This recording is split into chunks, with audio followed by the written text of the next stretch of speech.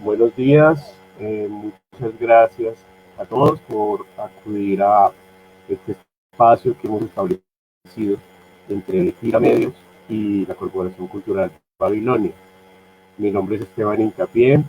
Hoy tenemos el placer de contar con otro aliado que es la editorial Fabila, liderada por Andrés Pinzón, quien nos ha contactado, ha mediado para tener un invitado desde Buenos Aires para hablar de la figura de Zaratustra en Nietzsche, ¿no? Y desde otros aspectos. Es Andrés Pinzón, que también es licenciado en filosofía con un curso de posgrado de la Universidad San Buenaventura. Pues es un conocedor de la filosofía, no habrá mejor interlocutor que su editor del libro, Andrés, como lo dije, es el director de Fabila Editores y editor del libro que trabajaron, o que trabajó Lucas, y que editorialmente trabajaron conjuntamente. Entonces quiero darle la palabra a Andrés Pinzón, un amigo que además ha abierto la colección Brechas de ensayo en donde está este libro, que por cierto me cuentan que ha sido uno de los más vendidos de Fabila. Entonces pues los felicito y felicito a Lucas y a todo el trabajo que se ha hecho al respecto. Entonces bienvenidos. Andrés, te doy la palabra. Lucas, bienvenido por acá en la virtualidad y cuando quieras por acá estás tu casa. Andrés. Gracias, Esteban. Un saludo para todos los que nos están viendo. Saludo a la Corporación Babilonia. Saludo a Kira Medios, que nos ha abierto este espacio. Y obviamente a Lucas, desde Buenos Aires. Bueno, les voy a contar rápidamente quién es Lucas, desde un perfil, obviamente, biográfico. Entonces, Lucas Aldonati, Lucas Gonzalo Aldonati, nace en Argentina, en Buenos Aires, el 22 de junio de 1992. Lucas es licenciado en Filosofía por la Universidad de San Martín. A lo largo de su carrera se ha preocupado por autores como Heidegger, Camus, Sartre, Gadamer, Schelling, Novalis, Kierkegaard y Nietzsche. Entonces, digamos que en este último es donde Lucas se ha centrado para desarrollar todo su proceso filosófico y sobre todo su camino investigativo de los últimos años. Lucas ya ha publicado 3 libros y con nosotros pues ha publicado uno que se titula ¿Quién es el Zaratustra? De Heidegger, un diálogo entre Heidegger y Nietzsche sobre la figura del Zaratustra, que es lo que nos convoca hoy en este pequeño conversatorio.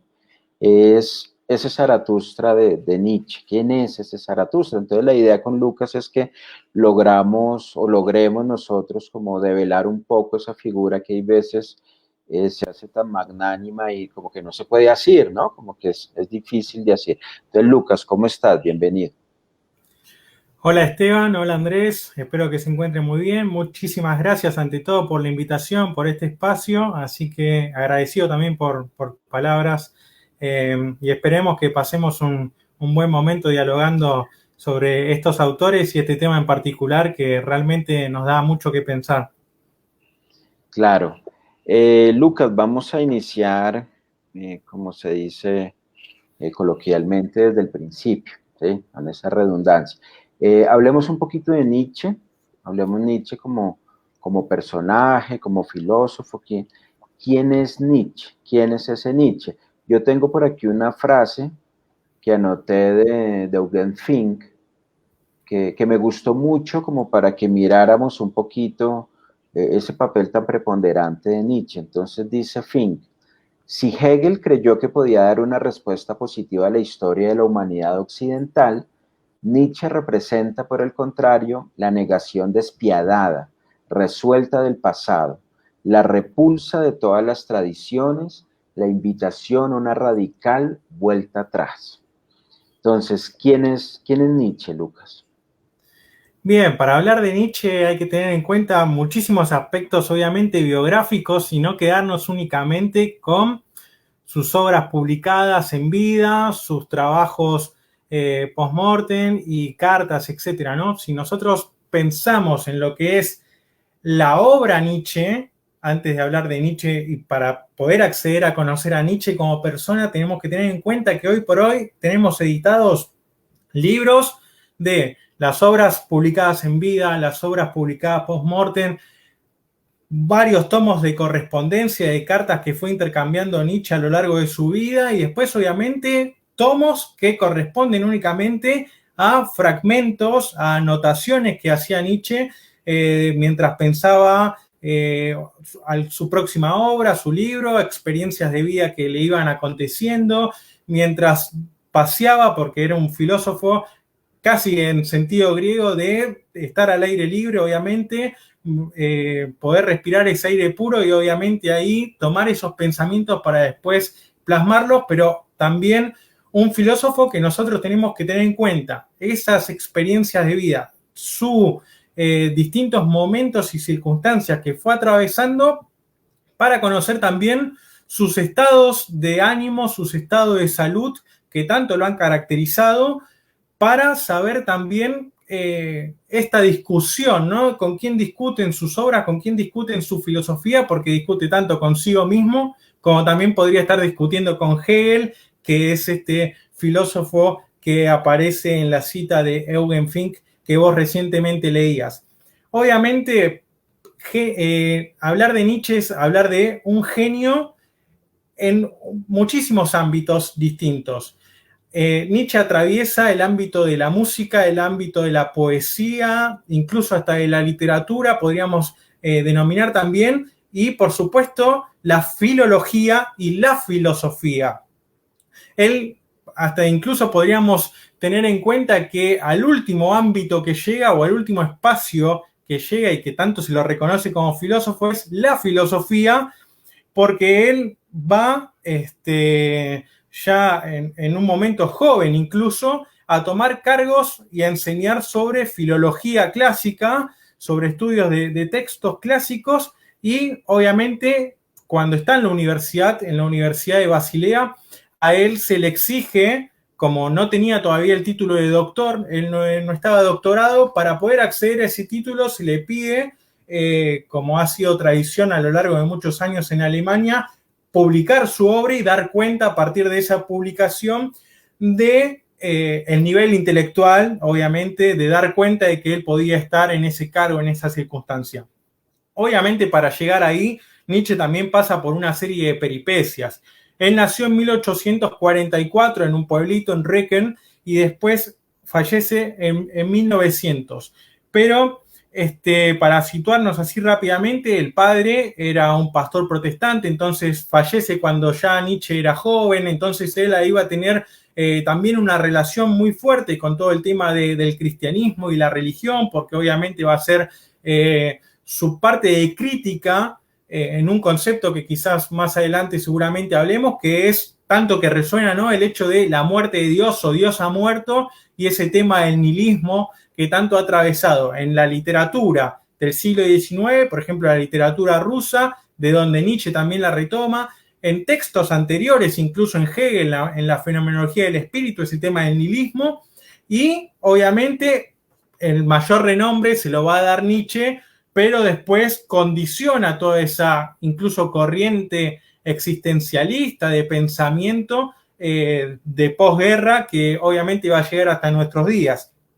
Este Nietzsche músico, este Nietzsche poeta, obviamente se ve reflejado a lo largo de todas sus obras. Él va cambiando su modo de escritura, ese ritmo, ese ánimo, esas experiencias se van, la gente con la que se va relacionando, todo eso va convergiendo, se va volcando por la pluma de Nietzsche en sus obras, y a mi entender, a mi humilde entender, es en Así habló Zaratustra, donde Nietzsche expresa de manera monumental el cenit de su pensamiento, donde aquellas influencias del joven Nietzsche, sobre todo de la filosofía de Arthur Schopenhauer, ¿no?, el autor de El mundo como voluntad y representación, como así también de la música de Wagner, aquel músico que también obviamente escribía su teoría filosófica y con quien Nietzsche se reunía para discutir sobre filosofía y distintos temas del espíritu de la época,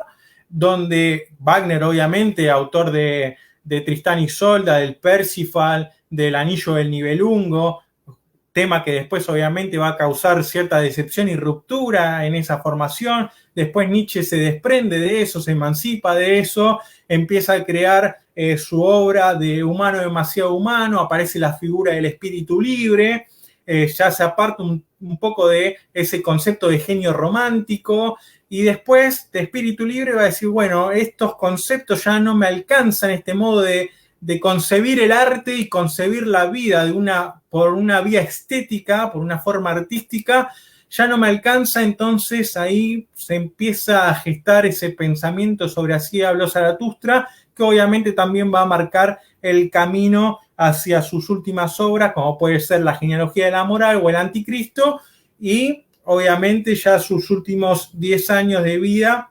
donde había caído en esta enfermedad. Así que ese sería, digamos, el gran panorama de lo que es la vida de Nietzsche, que obviamente después continúa gracias a la hermana que, para bien o para mal, o más allá del bien y del mal, toma la obra de Nietzsche y juega un poco también con sus obras, con la edición de las obras y, por supuesto, también con el Zaratustra particularmente.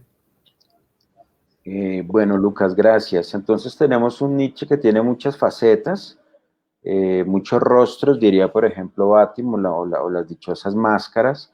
Es un Nietzsche que es poeta, un Nietzsche que es literato, un Nietzsche que es filósofo, un Nietzsche que es filólogo, y podríamos aventurarnos a decir, ya usted lo menciona, que la figura del Zaratustra es todo esto a la vez.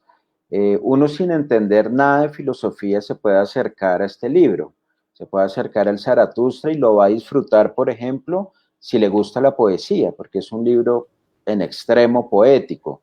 Si le gusta la literatura, puede encontrar en esta obra una gran literatura.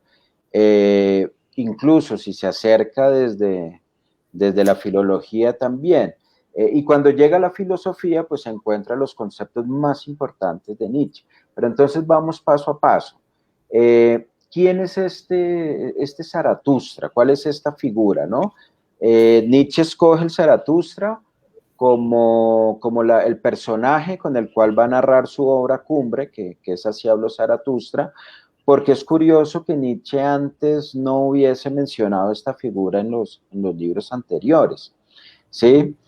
Contémosle un poquito también o valga la pena resaltar que Nietzsche, o que este libro en vida de Nietzsche fue un fracaso absoluto y es uno de los libros más vendidos en la historia del pensamiento humano, podríamos decirlo, y este libro fue un fracaso. Creo que Nietzsche saca algo así como 40 copias que él mismo las financia, de las cuales seguramente, yo no sé si llegó a 10 la recepción, lo otro yo no sé si las botó, las quemó, no sé qué pasó con esas copias, pero fue un fracaso absoluto. Incluso muchos de los que recibieron la obra, o no muchos porque fueron muy poquitas personas, pero hay un amigo de él que dice, uy, no, qué aburrido esas obras de Nietzsche, y él lo hacía como por amistad, como una cuestión allí más de cariño.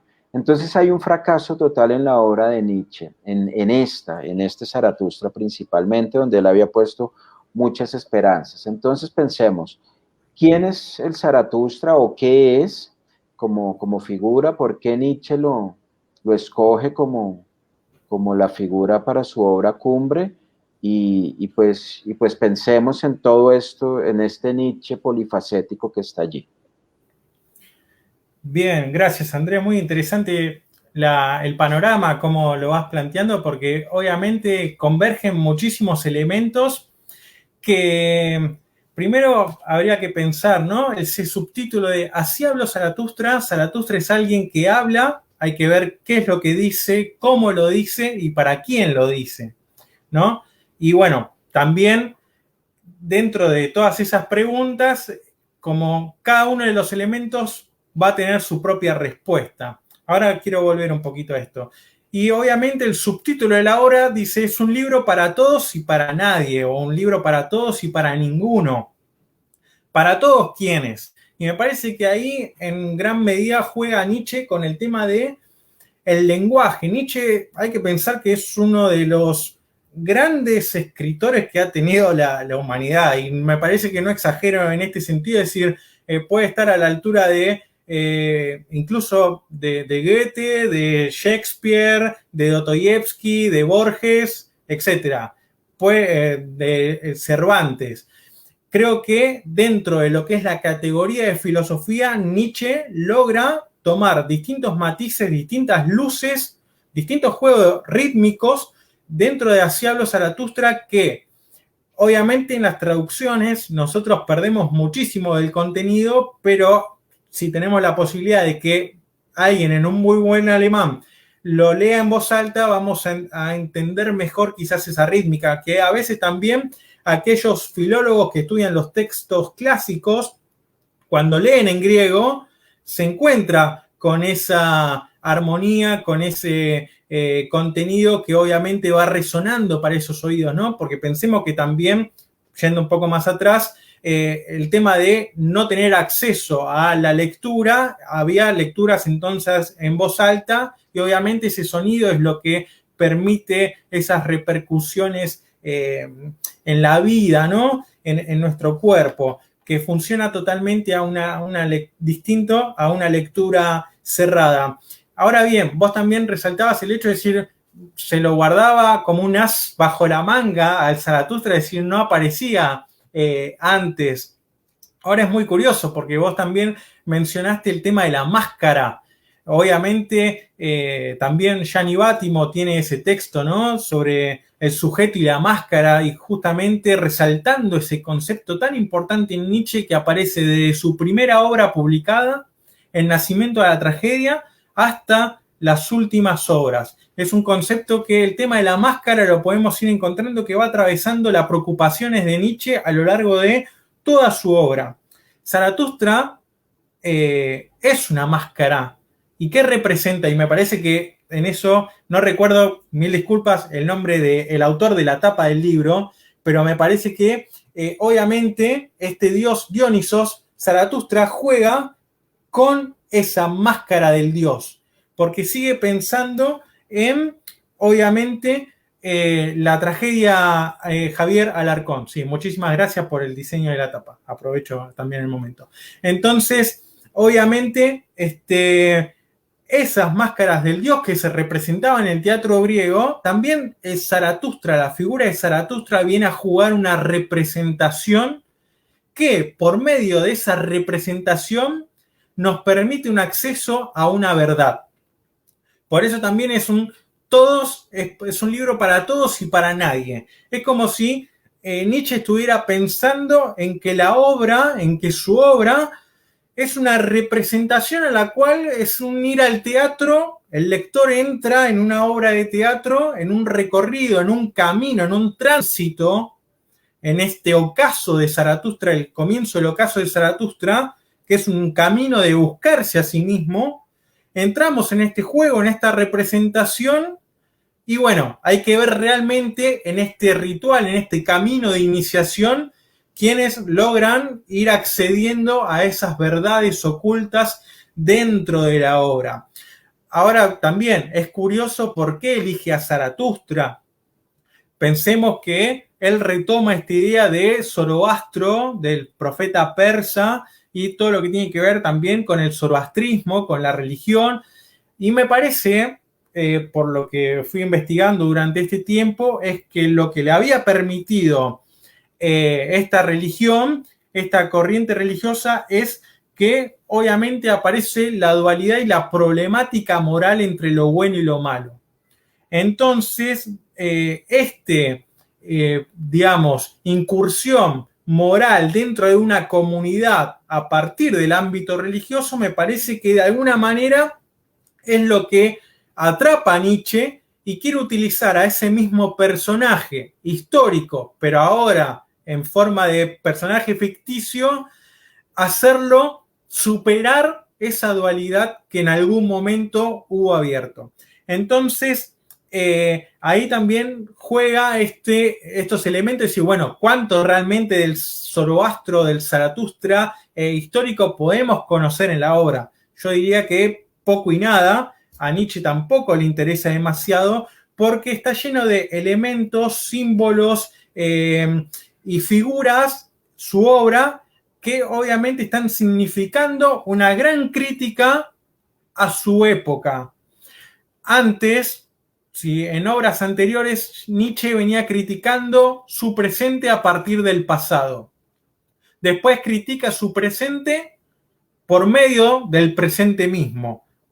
Y después dice, bueno, como no se va entendiendo mi mensaje, como no se va entendiendo aquello con lo que yo estoy discutiendo, bueno, ahora recurre en esta otra etapa de su filosofía, de su pensamiento, recurre a estas imágenes alegóricas como son los animales, las montañas, la naturaleza en general, el tema del cielo, distintos movimientos, distintas figuras, incluso hasta otras personas caracterizadas que van apareciendo para, obviamente, ir dejando otro tipo de mensaje, a ver si realmente dice, bueno, este libro para nadie, ¿no? A ver si realmente se logra acceder, se logra quitar esa máscara y poder vislumbrar ese mensaje que obviamente seguro lo vamos a hablar más adelante, que tiene que ver con esos conceptos más reconocidos de su obra, ¿no?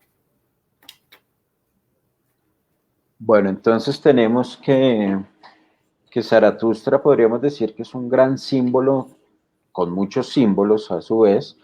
La obra es totalmente alegórica, es una obra simbólica en todo el sentido de la palabra.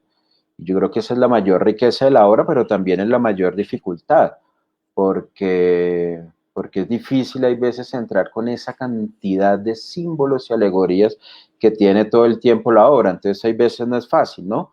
Nos encontramos con el águila, nos encontramos con el león, pero como usted dice, también nos encontramos con la montaña, pero nos encontramos con la plaza de mercado y resulta que la plaza de mercado tiene un simbolismo. Si llueve en la plaza de mercado hay un simbolismo también. Si aparecen las moscas hay un simbolismo. Entonces hay una cantidad de símbolos todo el tiempo en la obra que hace que uno de pronto no necesariamente se pierda, pero no encuentre la riqueza del mismo. Entonces podemos separar o tenemos que separar el Zaratustra histórico del Zaratustra nietzscheano. Sin embargo, eso que mencionaste, Luque, me parece muy importante, ¿no? Hay algunos mitólogos que afirman que Zaratustra o Zoroastro es el primero en la historia de hacer una diferenciación entre el bien y el mal. Y si Nietzsche seguramente leyó esto, eso fue lo que le impactó, porque él no le interesaba esa dualidad, o sí le interesaba en el sentido de que es decadencia, por decirlo en una palabra nietzscheana, pero pues él era la filosofía del más allá del bien y el mal, entonces era muy, muy importante esto por esta cuestión. Entonces, para dejar claro, digamos, a los que nos están escuchando, el Zaratustra persa no es el Zaratustra de Nietzsche, y el Zaratustra de Nietzsche, según todo eso que nos has contado, Luke, es un personaje por descubrir.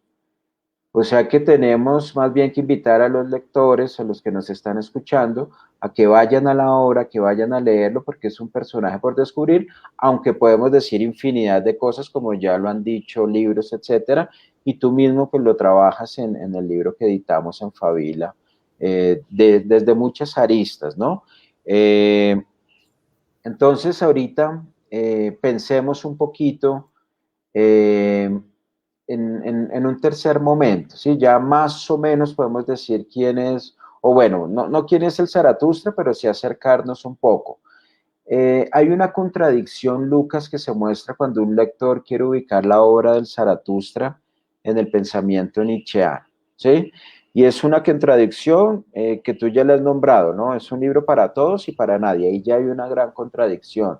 Nietzsche también afirma que sus lectores nacerán en 100 años, o sea, quizá seamos nosotros sus lectores, ¿sí? Hay una cantidad de cuestiones, pero también hay un momento en que nos dicen que el Zaratustra es el umbral, o sea, como antes de entrar a la filosofía de Nietzsche, es la puerta de entrada a la filosofía de Nietzsche, al pensamiento de Nietzsche, pero a su vez, esa obra es la mayor obra, la cumbre. Entonces, ¿cómo así? La obra más importante de Nietzsche es apenas la puerta, ¿para qué? ¿Sí? Entonces ahí hay como una dificultad cuando uno quiere entrarlo. Yo saqué una cita de Nietzsche, que él mismo habla de esta obra en el Ecce Homo, y dice: esta obra ocupa un lugar absolutamente aparte, dice Nietzsche. Dejemos de lado a los poetas. ¿Acaso nunca se haya hecho nada desde una sobreabundancia igual de fuerzas? Decir que un Goethe, un Shakespeare no podrían respirar un solo instante en esta pasión y esta altura gigantescas. Decir que Dante, comparado con Zaratustra, es meramente un creyente. Bueno, sí, me río mientras escuchaba la intervención porque, a ver, comencé a leer Zaratustra desde adolescente, muchísimas versiones en español, después en otros idiomas como italiano, después confrontando la versión con el alemán. Y siempre que leo la obra, es como, o leo un pasaje que ya he leído muchísimas veces, siempre tengo esa sensación de que me estoy encontrando con algo nuevo. O cuando dije, bueno, ahora entendí esto, ya se me escapa. Entonces creo que también eso lo que permite instalar o comprender Así habló Zaratustra es tomarla como realmente una obra de arte. Es una obra que podríamos decir hasta se desprende del propio propósito de Nietzsche, supera al mismísimo Nietzsche en su obra. Creo que ya incluso los románticos, Kant y todo decían, no, es dotar a la obra de espíritu, ¿no? La obra ya cobra ese propio movimiento, ya ni siquiera importa si fue de Nietzsche o no fue de Nietzsche, sino es como ya Zaratustra cobra esa vida propia. Y me parece que en el libro que trabajamos con Fábila aparece esta discusión, ¿no? El personaje de Zaratustra cobrando su propia palabra, su propia vida y tomándose que a veces uno se confunde en si está hablando de Nietzsche o está hablando Zaratustra. Entonces, también creo que es una obra con la cual Nietzsche fisiológicamente se fue preparando, porque él venía padeciendo, fue expulsado de la Universidad de Basilea, como dijimos, se lo licenció para que no vuelva a pisar una universidad. Entonces, digamos, era una persona que tenía sus ideas, que incomodaba, que molestaba. Entonces, mejor lo licenciamos de por vida, le damos un sueldo para que se vaya. Obviamente que de eso prácticamente no vivía, sino que había ciertos círculos casi al estilo de mecenas con los que Nietzsche convivía, e impartía lecturas, compartía y demás, que obviamente financiaban sus estadías y algunas partes de sus viajes.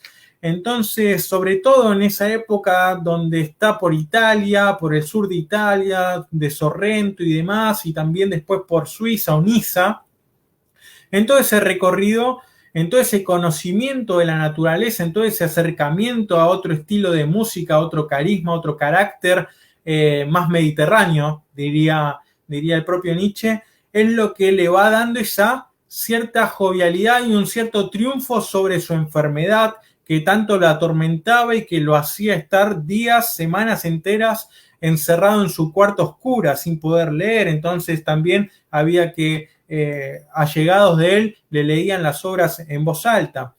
La puerta de entrada a Zaratustra, teóricamente hablando, es la ciencia jovial o la Gaia ciencia. Al final de ese texto, Nietzsche lo que hace es ya ir presentando sus conceptos más arduos, sus conceptos principales o fundamentales, podríamos decir, desde la perspectiva de Heidegger, que Heidegger va a hablar y va a insistir en el tema del fundamento, cosa bastante curiosa porque lo dionisiaco tiene que ver con lo caótico, con lo abismal, con el vacío, con la noche, casi hasta con lo titánico, y no tanto con un orden fundamental como establecería Heidegger después.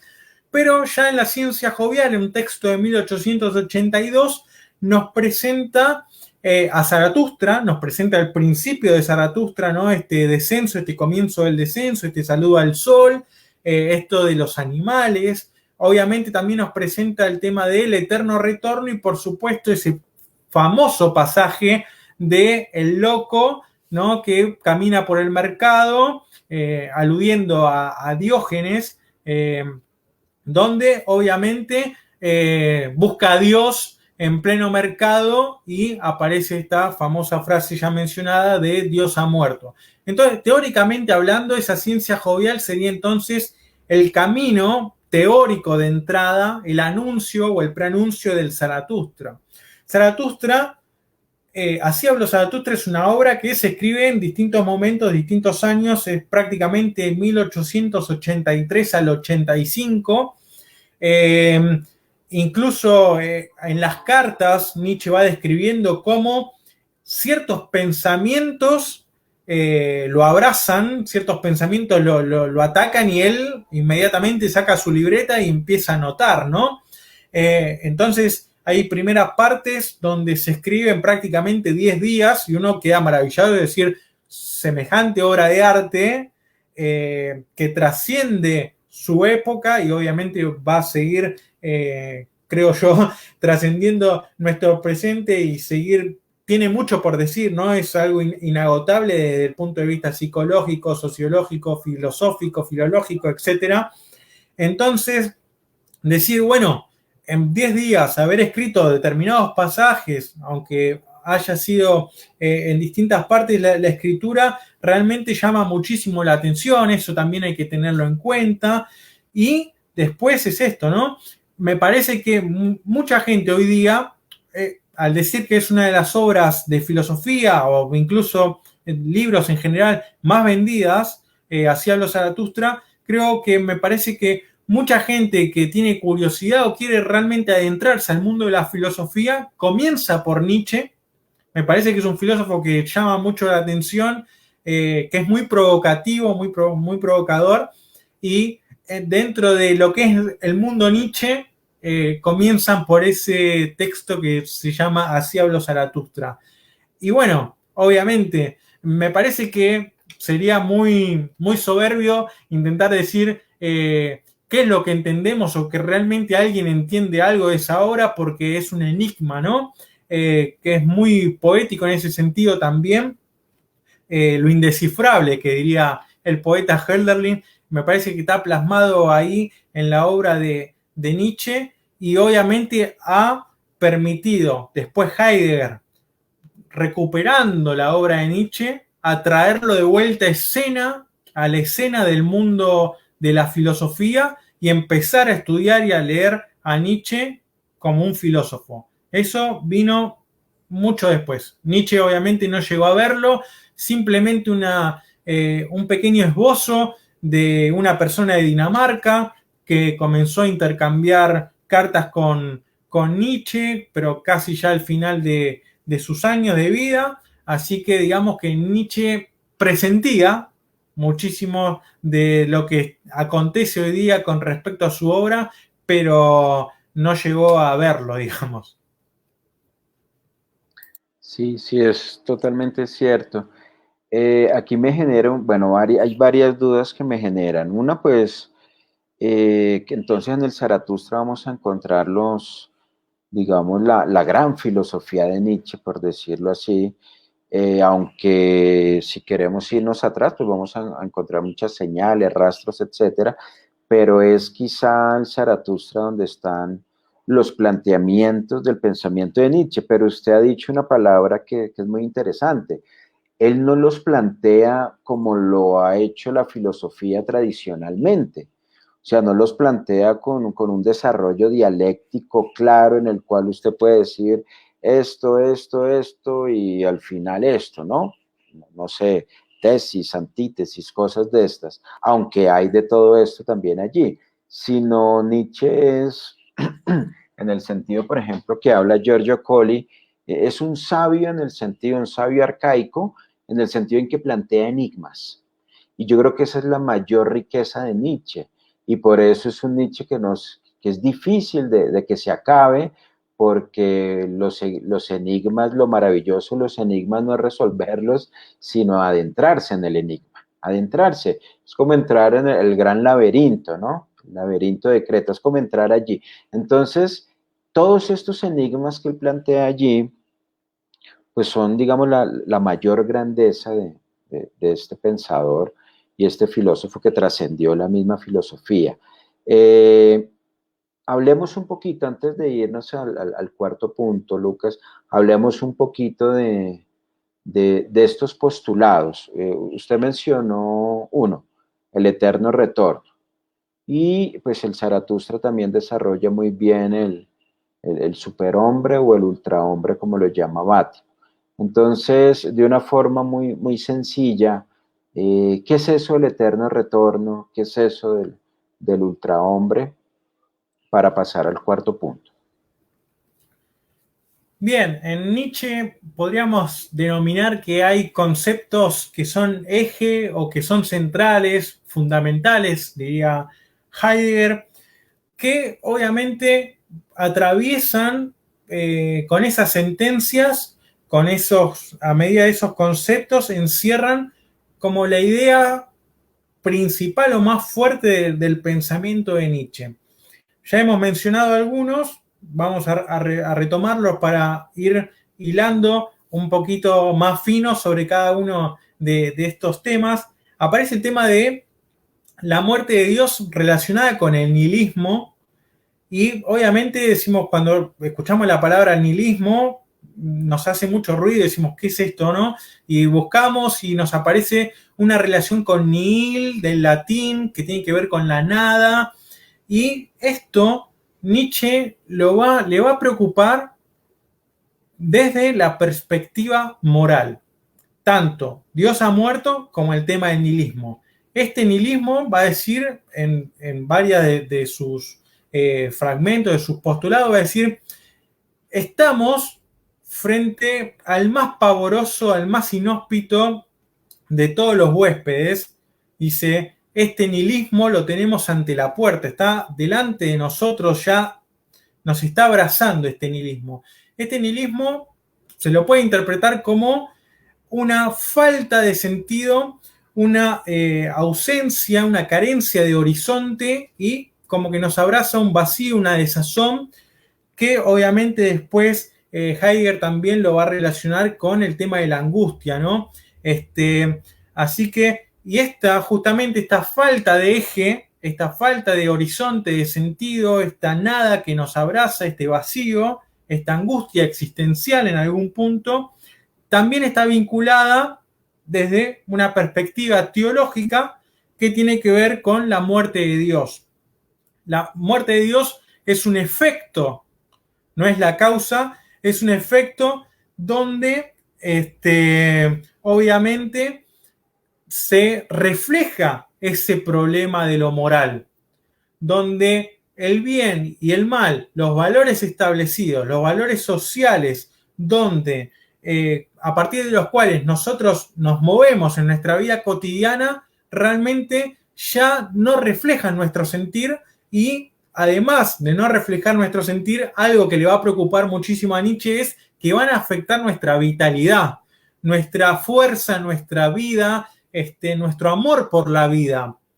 Entonces, obviamente, esto va a venir a colación también de una palabra que mencionamos mucho más temprano, que tiene que ver con el pesimismo, que tiene que ver con la decadencia, y decir, bueno, abrazamos cosas, nos aferramos a cosas, nos aferramos a un montón de elementos que realmente nos tenemos que preguntar si nos ayudan en nuestra vida, si nos ayudan a vivir mejor, o en realidad nos perjudican. Y por estar perjudicándonos y no reconocer ese problema, al final nos va generando cierto odio, nos va generando resentimiento, nos va generando ira, bronca y un montón de cuestiones que obviamente nos va a llevar a denigrar nuestra vida, la vida en la tierra, y a pensar y a tener la esperanza en que en un más allá todo puede ser mejor.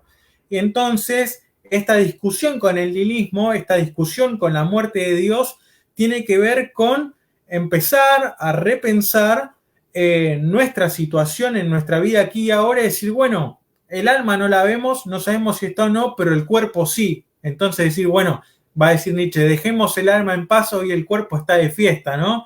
Y hacer hincapié en ciertas cuestiones quizás hasta un poco más empíricas o más palpables. Después, obviamente, y como vos mencionabas, aparece la cuestión y el concepto de el eterno retorno, de la voluntad de poder, que tiene que ver con esta fuerza, ¿no? De decir, bueno, donde hay vida hay voluntad de poder. Hay una voluntad, un querer, un deseo, y mientras vivo, mientras estoy en esta vida, tengo que desear. Si ya no deseo es porque esa chispa que tenía se me apagó. Es decir, bueno, mientras no solamente alcanza incluso hasta la discusión con Darwin, ¿no? Y estas teorías evolucionistas, es decir, no alcanza únicamente con conservar mi vida. Tengo que creer más también para que sea ese movimiento parte de este cuidado.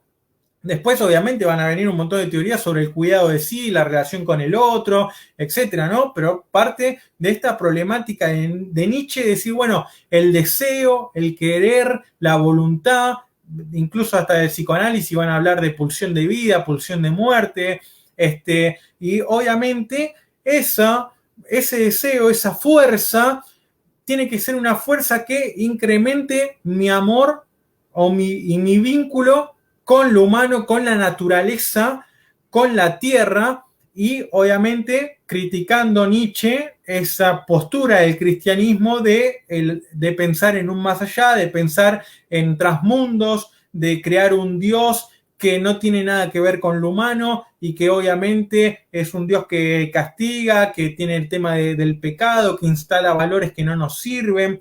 Entonces también en hilo con el tema de la voluntad y de nuestro deseo, va a aparecer el concepto de eterno retorno, donde es una concepción de decir, bueno, ¿por qué el cristianismo piensa el tiempo de manera lineal si nosotros observamos la naturaleza y vemos esos ciclos, vemos esa circularidad, ¿no? Esto que tiene que ver incluso hasta con un sentido trágico de la existencia, donde decir, todo parte de esa tierra, aflorece esa naturaleza casi en el sentido griego de physis, y eso que cobró vida, eso que se independizó de la unidad, esa flor que creció y vuelve a morir, pero de vuelta para generarle y permitirle el ciclo a otra cosa. Entonces decir, bueno, parte del eterno retorno, de esta afirmación del eterno retorno, tiene que ver con volver a observar la naturaleza, volver a recuperar nosotros nuestro vínculo con la naturaleza, y obviamente todo esto conlleva una fuerte crítica a la época moderna y a los avances de la modernidad con toda la maquinaria que viene avanzando en Europa en este tiempo, y obviamente este eterno retorno justamente va a estar después simbolizado por el tema de los animales, que es un tema que obviamente más adelante seguro conversaremos.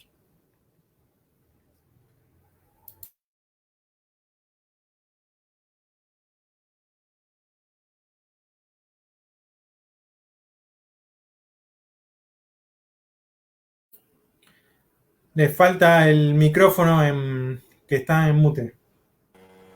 Lucas, no, muchas gracias. Que me disculpan la intervención, pero como Lucas ahora hablaba de hacer hincapié, entonces me sentí aludido, porque soy hincapié. Entonces, pues no quiero dejar de lado la atención que han prestado todos los internautas a esta interesante charla y a esta gran conversación.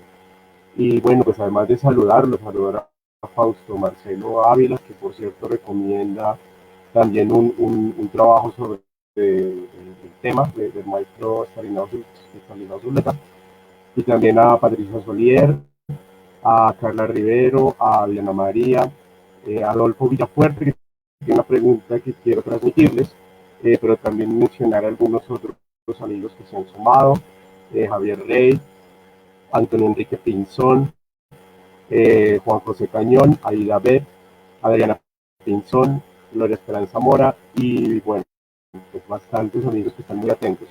Pues Adolfo nos comenta lo siguiente: ¿será el Zaratustra una lectura de juventud, como se dice, del lobo estepario? ¿Qué opinan de la siguiente cita de Cioran? A un estudiante que quería saber qué pensaba del autor de Zaratustra, le dije que había dejado de leerlo desde hacía tiempo. ¿Por qué? Me preguntó. Porque lo encuentro demasiado ingenuo. Le reprocho sus arrebatos y hasta sus clairvoyants. Demolió ídolos para reemplazarlos por otros, un falso iconoclasta con vicios adolescentes y no sé qué virginidad. Puntos seguidos. Aquí Diana María comenta algo sobre esto. Dice: tengo un hobby, es releer lo que leí antes de los 20. Pues Lucas ya ha respondido en algo a esta pregunta, pero me gustaría que ahondaran un poquitico para corresponderle a Adolfo. Además, luego volveremos con los saludos, claro. Yo quisiera iniciar con esta respuesta. Obviamente voy a tocar solo un aspecto y dejaré que Lucas responda lo más interesante.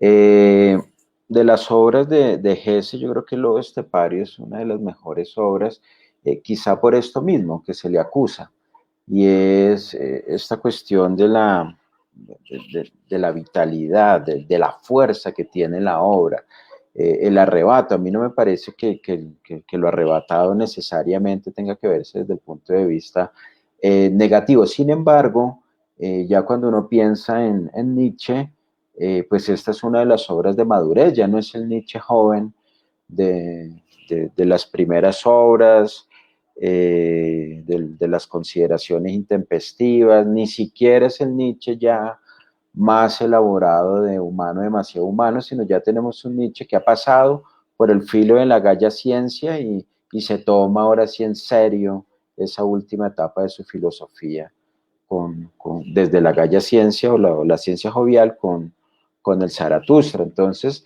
pues genera allí algo que digamos, Cioran pone en esta cita. De todas maneras, pues hay que recordar quién es Cioran, qué es lo que hace Cioran, y pues eso también es maravilloso en Cioran, ¿no? Que él incluso, su tarea principal es destrozar sus propios ídolos, y eso es muy nietzscheano, realmente muy nietzscheano. Entonces, me parece que esa es una de las grandes facultades de Cioran. Lucas, respecto a si el Zaratustra tiene todo esto que dice Cioran, ¿qué opinas? Bien, ante todo, muchísimas gracias también por los saludos, las intervenciones y por las preguntas.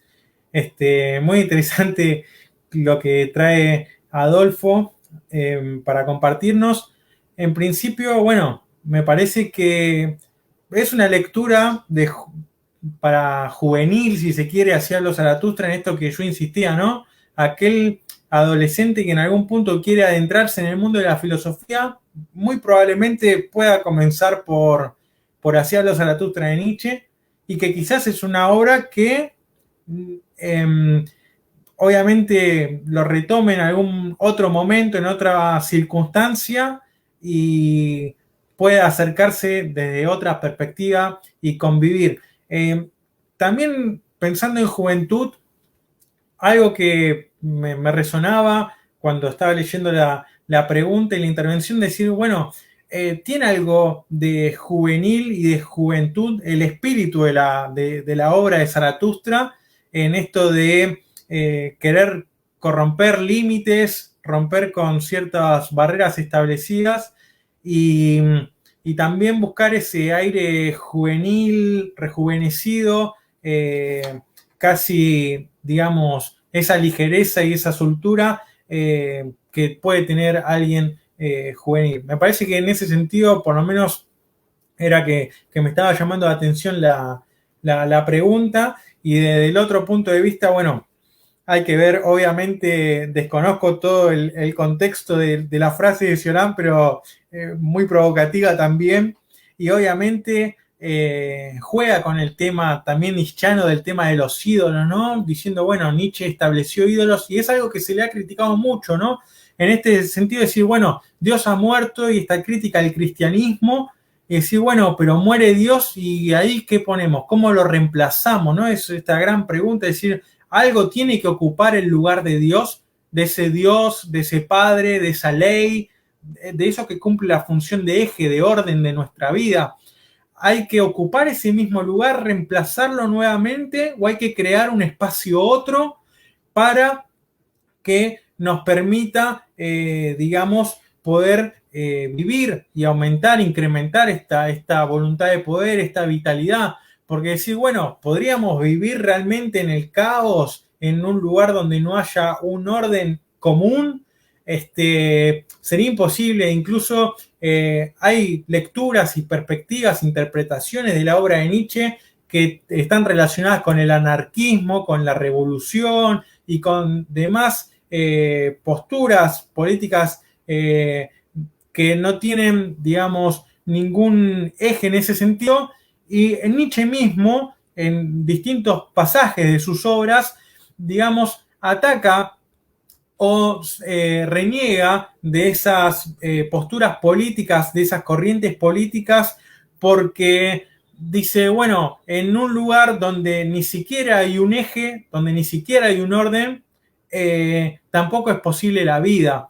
Pensemos dentro de las figuras de Así habló Zaratustra, cuando habla de este camello, de este león, del niño, ¿no? En estas transformaciones del espíritu, aquel que está relacionado con el mundo cristiano puede entenderse que es ese camello que únicamente se reclina y obedece, es ese deber ser, que incluso hasta en la filosofía moderna con Kant, donde aparece esta idea del imperativo categórico y de la moral, hay todo un resabio cristiano, como el cristianismo se queda inmerso en la moral occidental, y cómo sigue rigiendo, aunque alguien diga que es ateo, que no cree, decir, bueno, socavó tanto esa postulación de valores que obviamente sigue rigiendo en nuestra vida cotidiana.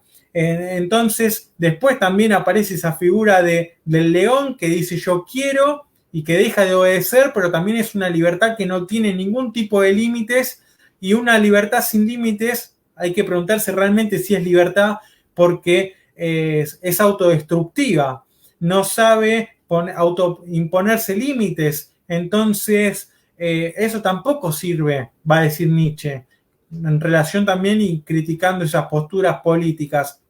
Entonces va a decir, bueno, algo tenemos que crear, algo tenemos que inventar. Entonces dice, bueno, traigo a este niño que tiene que ver incluso hasta con el ingenuo, que recupera y dice, bueno, pero ya es un niño que juega, pero ya habiendo pasado por las otras etapas. Es un volver a ser niño, pero ya no es ese niño ingenuo, sino un niño que ya conoce lo que es ser camello, lo que es obedecer, y que ya conoce la libertad en todo su máxima expresión, sin ningún tipo de límite. Entonces, un niño que juega a los dados, pero que sabe a lo que se está enfrentando. Entonces, su crear va a estar dirigido y puestas a un eje que es el que manda, a mi entender, la filosofía de Nietzsche, que es este amor fati, ¿no? Este amor al destino, este eje que tiene que ver con la vida. Pensando también que él personalmente ha discutido en esta pregunta, ¿qué es vida entre nacimiento y muerte, ¿no? En esto que nace, en esto que muere, ¿qué es la vida? ¿Qué significado tiene la vida?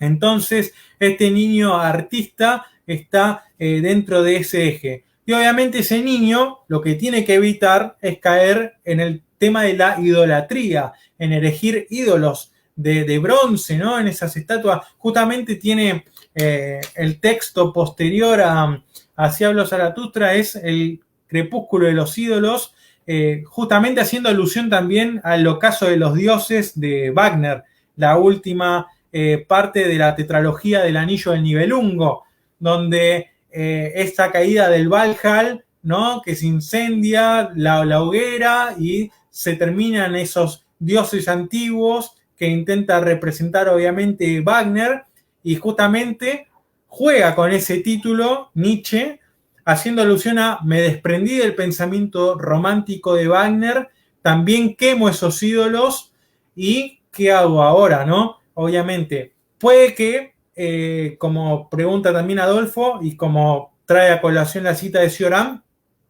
que haya caído en su propia trampa Nietzsche.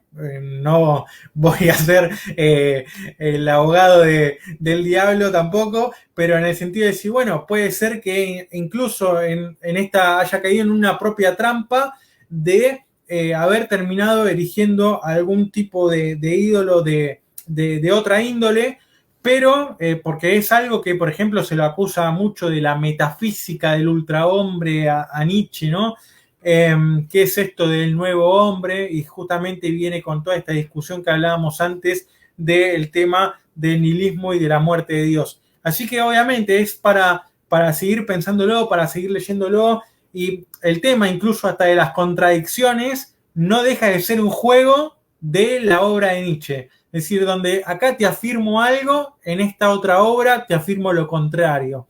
Entonces, te hago tomar a vos, como lector, te hago tomar partida dentro de esas opciones, ¿no? Es como decir, bueno, acá te pongo una idea y te convenzo de esa idea, y acá te dejo otra que es completamente contraria y también te persuado con eso. Entonces te obligo a vos como lector no solamente a comprar determinado discurso, sino a que vos tengas que tomar posición y defender cualquiera de los caminos que vos quieras seguir. Sí, quizás sea eso lo más, digamos, lo más valioso de todo el pensamiento nietzscheano, ¿no? Bueno, hay que decir que no hay pensamiento sin contradicción, eso tiene que estar claro, ¿no? Hay veces uno escucha en los medios de comunicación que dicen, se contradijo, yo pienso, pensó. Y sobre todo, lo más importante, deja pensar. Y si algo tiene el Zaratustra es que deja pensar. Realmente uno puede irse por muchos caminos. Bueno, Lucas, para terminar, quiero que nos cuentes, en algún momento de la conversación dijiste, parece que el Zaratustra excedió a Nietzsche, lo pasó, se lo llevó, ¿sí? Parece que Zaratustra tiene una independencia como figura. Entonces, ¿cómo podemos diferenciar el Zaratustra del personaje Friedrich Nietzsche? ¿Sí? ¿Cómo se diferencia? Y si son realmente independientes o el Zaratustra simplemente es una máscara de Nietzsche, ¿sí? También podría pensarse, pero si en ese sobrepasarse, ¿no? Yo creo que los grandes pensadores, escritores, siempre tienen una obra que los sobrepasa, ¿no?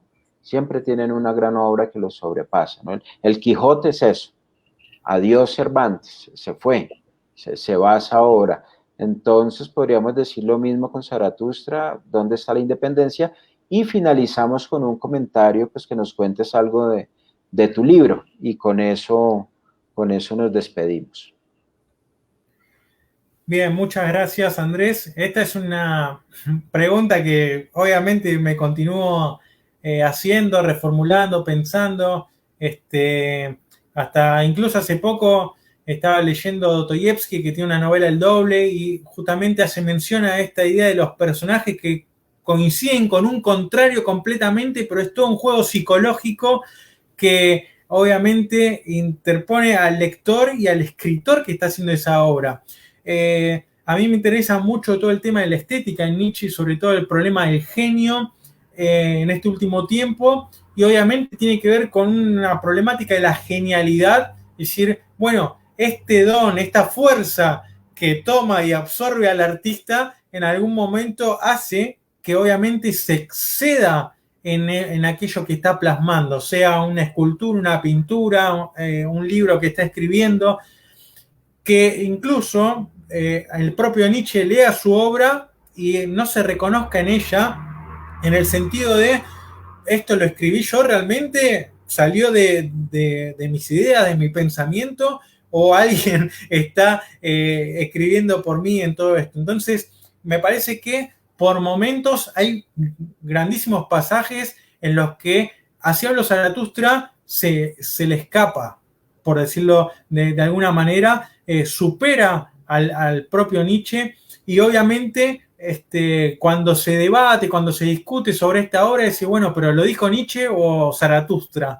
¿No? Porque si bien hay experiencias de vida, hay personajes y demás puestos en esa obra, digamos que no tenemos que dejar de perder nunca el aspecto simbólico que rodea todo ese diálogo, todo ese camino, todo ese tránsito, todo ese puente por el que va atravesando Zaratustra. Entonces, en estos altos y bajos, cobra su independencia, este espíritu libre que es Zaratustra, cobra su independencia tanto de lo histórico, de aquello que puede interpretar Heidegger o de lo que el propio Nietzsche ha escrito. Incluso Nietzsche, cuando en obras posteriores hacia los Zaratustra, cuando retoma ideas de ese libro, sigue poniendo abajo, así habló Zaratustra. Entonces, ahí es como diciendo, bueno, es algo que convive conmigo, diría Nietzsche. Creé esto y tomó su independencia y bueno, y Nietzsche lo sigue respetando, poniendo, así habló Zaratustra. Entonces, bueno, también habría que pensar en este juego de si Nietzsche es Zaratustra o no, también por qué nosotros creemos que lo que dice Zaratustra es lo que Nietzsche está pensando, como si fuera un diálogo de Platón, que nosotros creemos que lo que dice Sócrates es lo que Platón piensa que es lo correcto, cuando también nos genera cierta empatía o por distintos motivos otro de los personajes u otros aspectos de los animales o elementos simbólicos que aparecen en la obra. Quizás nosotros con el lector en determinado momento, por ejemplo en un pasaje de La visión y el enigma, empatizamos, generamos empatía con Zaratustra, pero ¿por qué no creer en realidad que la verdad es aquello que está diciendo el enano que aparece ahí, esa otra figura? Entonces también hay un juego de retórica, del modo de la escritura, del estilo, que hace obviamente a que sea una obra de arte, ¿no? Una obra inagotable. Y del otro aspecto, la otra pregunta que me hacías con respecto a la obra ¿Quién es el Zaratustra de Heidegger? Justamente en 1953, Heidegger retoma Así habló Zaratustra y crea una suerte de artículo que está publicado en conferencias y artículos en la colección completa de Heidegger. Y esta obra de 1953 retoma los aspectos fundamentales, va a decir Heidegger, de Nietzsche y los empieza a pensar, pero desde una perspectiva de la historia de la filosofía y de la historia de la filosofía como metafísica. Y va a entender a Nietzsche como el último gran metafísico y obviamente retomando elementos de Así habló Zaratustra como aquella figura en la cual se reflejan las ideas y los pensamientos más importantes de Nietzsche. Así que también aprovecho el espacio para agradecer a todo el equipo de Fábula Editorial por ayudarme con esa obra que realmente es un gran regalo personal para mí, que me encanta poder tenerlo acá conmigo. Bueno, muchas gracias, Lucas. Pues la puya yo creo que está bien, ¿no? El libro está en las librerías de Colombia, lo pueden encontrar en las más importantes. Y quisiera decir algo respecto a lo que dice de inocencia, de ingenuidad. En estos días hemos estado, o ya varios meses, con un grupo de estudiantes y profesores, estamos leyendo sobre la banalidad y eso me hacía recordar que en el Zaratustra hay toda una propuesta ética, y esa propuesta ética de cierta forma es abandonar la ética tradicional, pero no significa quedar como en el limbo. Y esta ética que tiene ese niño, por decirlo así, ese niño que ya sufrió todo el pasado, y ese niño que se enfrenta a esa cuestión enigmática del tiempo, eso es un niño que no es capitalista, y allí tiene una gran ingenuidad, ¿sí? Es un niño que no acepta esa ética capitalista cristiana que Max Weber nos enseñó en uno de sus libros, y entonces este niño de cierta forma es ingenuo en el buen sentido de la palabra al decir que es un niño que no va a sacar, digamos, o no va a buscar la utilidad, que es lo que la mayoría de las personas siempre están buscando. Por eso la voluntad de poder, pues no necesariamente es la imposición de quien, digamos, nazi, por ejemplo, la imposición nazi del fuerte sobre el débil. No, aquí hay un movimiento del querer, aquí hay un movimiento de la voluntad que no está planeado, no está estructurado, no está como enfocado hacia el mal, ni mucho menos, ¿no? Entonces, muchísimas gracias, Lucas, muchísimas gracias a Esteban, a la Corporación Babilonia, a Kira Medios, y pues los dejo con Esteban.